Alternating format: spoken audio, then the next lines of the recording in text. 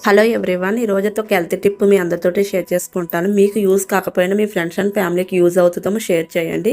ఇది వచ్చి తెలగపిండి ఆకండి. దీన్నే కొండపిండి ఆకు అని కూడా అంటారు. కిడ్నీల్లో రాళ్ళు కరిగి చాకు అని కూడా అంటూ ఉంటారండి.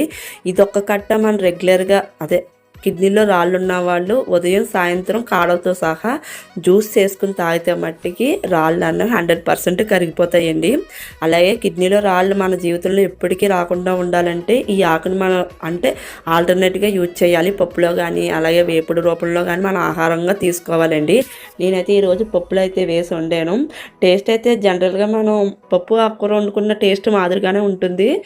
చిరుచేది కానీ అలా ఏమి ఉండదండి. ఇది రైస్లోను అలాగే చపాతీల్లోనూ కూడా బాగుంటుంది. ఇది ఇప్పుడు మార్కెట్లో బయట దొరికేస్తుందండి. 20 రూపీస్ కట్టొచ్చి. పొలాల్లో కూడా ఈజీగా దొరికేసి ఐటెం కాబట్టి అప్పుడప్పుడు వండుకుంటూ ఉండండి. హెల్త్ని కాపాడుకోండి. వీడియోని ఇస్తే మటుకు లైక్ చేసి